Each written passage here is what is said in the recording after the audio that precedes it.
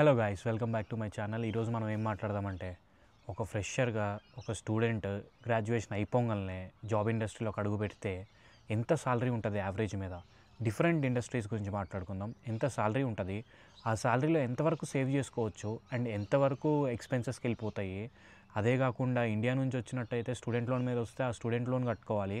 ఆ student loan కూడా కట్టిన తర్వాత మనకి ఇంకా ఏమైనా మిగులుతాయా, మిగిలితే ఎంత మిగులుతాయి, ఇవన్నీ ఈ వీడియోలో చూద్దాం. ఒక ఇంపార్టెంట్ విషయం చెప్దాం అనుకుంటున్నా ఈ వీడియోలో. ఏంటంటే మనం లాస్ట్ వీడియోస్లో మాట్లాడుకున్నట్టు స్టూడెంట్ వీసా ఫీజు పెరగబోతుంది జూలై 1, 2025 నుంచి. $1,600 ఉండేది $2,000 అవుతుంది. సో ఇదే ఇంపార్టెంట్ అప్డేట్ అనమాట. ఇప్పుడు వీడియోలోకి వెళ్ళిపోదాం. ఇక్కడ ఆస్ట్రేలియాలో ఫస్ట్ మనము ఏ సెక్టార్కి ఎంతెంత యావరేజ్ సాలరీస్ ఉన్నాయి ఫ్రెషర్కి అవి చూద్దాం. ఐటీ సెక్టార్లో కానీ, లేదా అకౌంటింగ్ ఫీల్డ్లో కానీ, ఫైనాన్స్ ఫీల్డ్లో కానీ, మైనింగ్ సెక్టార్లో కానీ, టీచింగ్ ప్రొఫెషన్లో కానీ, సివిల్ ఇంజనీరింగ్కి కానీ, వీటన్నిటికీ యావరేజ్ మీద 65,000, 60,000 లేదా 75,000 వరకు ఉందన్నమాట. సో మనం యావరేజ్ బేస్ వచ్చేసి 60,000 తీసుకుందాం. ఎందుకు తీసుకుందాం 60,000 అంటే, నేను ఇక్కడ సాలరీస్ మీకు డిస్ప్లే చేస్తున్నా చూడండి. కొన్ని జాబ్స్కి 60,000 ఉంది, కొన్ని జాబ్స్కి 65 ఉంది, కొన్ని జాబ్స్కి 70 ఉంది. సరే లీస్ట్ తీసుకుందాం. దానిపైన ఎంత వచ్చినా కానీ అది మనకు బెనిఫిటే కదా. లీస్ట్తో క్యాలిక్యులేట్ చేసుకుందాం. అప్పుడు ఏంటంటే మనం లీస్ట్ కేసులో మనం ఎంత మిగిల్చుకోవచ్చో అది చూడొచ్చు. సో ఇప్పుడు మనం 60,000 అనేది ఒక బేస్ పేగా తీసుకొని, ఒక యావరేజ్ పే, నువ్వు ఏ జాబ్ చేసినా ఫుల్ టైం జాబ్ చేస్తే ఒక 60,000 వచ్చిద్ది అనుకుందాం. ఇప్పుడు ఈ 60,000లో నుంచి ఎక్స్పెన్సెస్ ఎంత వెళ్తాయి? డిఫరెంట్ ఎక్స్పెన్సెస్ ఉంటాయి. అది పవర్ బిల్ కావచ్చు, లేదా కార్ బిల్ కావచ్చు, మీ రెంట్స్ అవ్వచ్చు, గ్రోసరీ ఎక్స్పెన్సెస్ అవ్వచ్చు, డిఫరెంట్ ఎక్స్పెన్సెస్ అన్నీ నేను లాస్ట్ వీడియోలో ఒక వీడియోలో చెప్పాను అనమాట. క్లియర్ కట్గా చెప్పాను. నేను ఆ వీడియో ఇక్కడ కింద లింక్ డిస్క్రిప్షన్లో పెడతాను చూడండి. లాస్ట్ టైం వీడియో చేసినప్పుడు క్యాలిక్యులేట్ చేసామన్నమాట. ఎక్స్పెన్సెస్ వచ్చేసి అరౌండ్ 1,800 to 2,000 వచ్చింది. సరే, ఇప్పుడు 1,800 అనే ఎక్స్పెన్స్ని బేస్గా తీసుకొని ఒక సింగిల్ పర్సన్ ఇక్కడ ఉండాలంటే ఆస్ట్రేలియాలో $1,800 పర్ మంత్ అవుతాయి అనుకొని క్యాలిక్యులేషన్ స్టార్ట్ చేద్దాం. నేను ఇప్పుడు అన్ని అప్రాక్స్ ఫిగర్స్ మాట్లాడతాను. నీ ప్యాకేజ్ $60,000 అంటే వీక్లీ వచ్చేసి నీ అకౌంట్లో $980 మినిమం పడుతుంది అనమాట. $980 మినిమం పడుతుంటే మనం మంత్లీ వచ్చేసి $3,900 పడుతున్నట్టు. సో $3,900లో మన ఎక్స్పెన్సెస్ $1,800 వెళ్తుంది. సో $1,800 మైనస్ చేస్తే ఎంత ఉంటుంది? $2,100 మన సేవింగ్స్ ఉన్నాయి. ఈ $2,100లో మన ఇండియాలో స్టూడెంట్ లోన్ తీసుకొని అవి ఇవి వచ్చాం కాబట్టి, సో ఒక $1,000 దానికి ఈఎంఐకి వెళ్ళిపోయింది అనుకుందాం. విచ్ ఈజ్ ఈక్వల్ టు 54,000, 55,000 జనరల్గా అంతే వస్తుంది ఈఎంఐ. లేదు ఇంకా ఎక్కువ తీసుకుంటే కనుక లోనే ఇంకా ఎక్కువ వస్తుంది, బేస్డ్ ఆన్ మీరు ఎంత తీసుకున్నారని చెప్పేసి. సో ఇప్పుడు మీకు అన్ని ఎక్స్పెన్సెస్ పోగా ఎంత మిగిలింది? $1,100 మిగిలింది. ఆ $1,100ని ఐఎన్ఆర్లో కన్వర్ట్ చేస్తే అరౌండ్ 65,000 to 70,000 వస్తుంది. సో 70,000 రూపీస్ మీకు మిగులుతుందన్నమాట. అన్ని ఎక్స్పెన్సెస్ పోగా, మీ లోన్ ఈఎంఐ కట్టుకోగా, అన్నీ కట్టుకోగా ఒక 70,000 రూపీస్ మిగులుతుంది. అదేంటి, ఓన్లీ మీరు ఒక 38 hours జాబ్ చేసుకుంటే, ఇంకా వేరే ఏమీ చేయకుండా అదర్ యాక్టివిటీస్ అదొక్కటి చేసి ఆపేస్తే మీకు అంత మిగులుతుంది 70,000.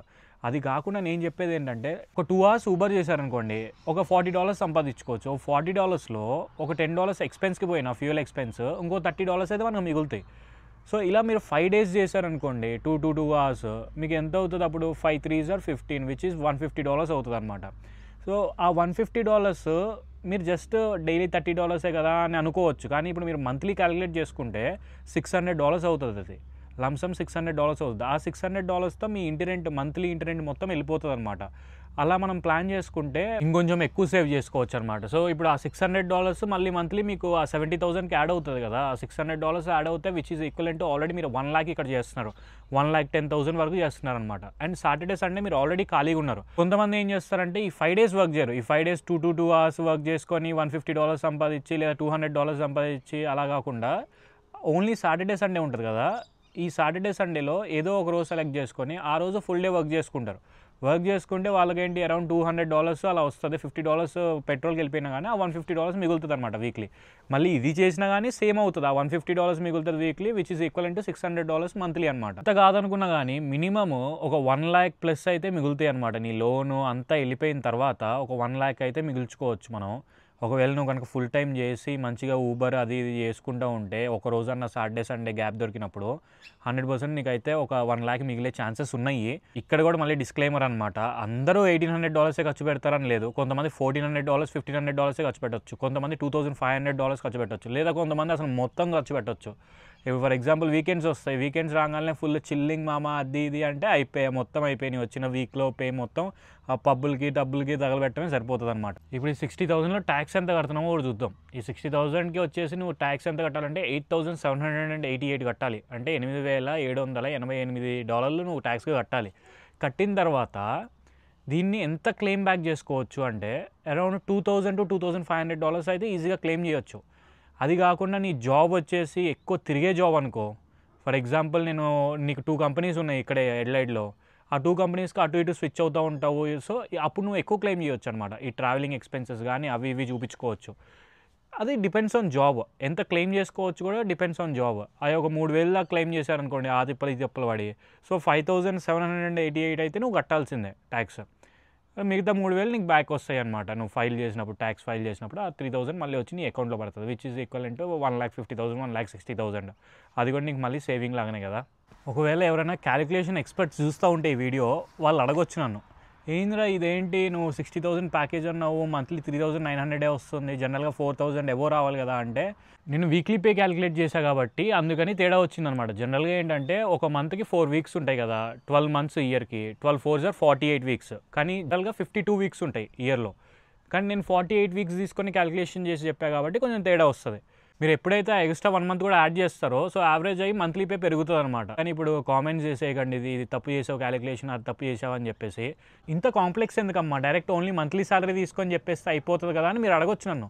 మంత్లీ సాలరీ తీసుకొని చెప్పడానికి ఇక్కడ కొంతమందికి ఏమో వీక్లీ సాలరీస్ వస్తాయి, కొంతమందికి ఫోర్ట్ నైట్ సాలరీస్ వస్తాయి, కొంతమందికి ఏమో మంత్లీ సాలరీసే వస్తాయి. సరే ప్రొఫెషనల్ జాబ్స్లో మెజారిటీ ఆఫ్ టైమ్స్ మంత్లీ సాలరీసే వస్తాయి అనుకుందాం. ఫర్ ఎగ్జాంపుల్ ఒక రెస్టారెంట్లో ఒక చెఫ్ ఫుల్ టైం మేనేజర్గా చేస్తున్నాడు అనుకుందాం. సో ఇప్పుడు ఏంటి, ఆయన ప్రొఫెషన్ అదే, ఇప్పుడు దాన్ని ప్రొఫెషనల్ జాబ్ కాదనలేం కదా. అందుకని చెప్పేసి నేను అందర్ పర్స్పెక్టివ్ తీసుకొని చెప్పాను అనమాట ఈ వీడియోలో. ఫైనల్గా ఒక fresher full time employee around 1,10,000 to 1,20,000 rupees ఇంటికి పంపొచ్చు, లేదా వాళ్ళు సేవ్ చేసుకోవడం కానీ ఏదో ఒకటి చేయొచ్చు. ఇది మళ్ళీ డిపెండ్స్ ఆన్ వాళ్ళ ఎక్స్పెన్సింగ్ బిహేవియర్ అనమాట. వాళ్ళు ఎలా అయితే ఎక్స్పెన్స్ చేస్తారో దాన్ని బట్టి వాళ్ళు 1,10,000 పంపొచ్చు, లేదా 1,50,000 పంపొచ్చు, లేదా 2 lakhs పంపొచ్చు, అసలు ఏం పంపించకపోవచ్చు. యావరేజ్ పర్సన్ అయితే కనుక ఇంత పంపించగలడని నేను చెప్తున్నాను అనమాట. ఇవన్నీ అప్రాక్స్ ఫిగర్స్, జస్ట్ ఒక ఐడియా కోసం చెప్తున్నాను అంతే అనమాట. ఈ వీడియోకి ఇంతే. నెక్స్ట్ వీడియోలో మళ్ళీ కలుద్దాం. Thank you. See you.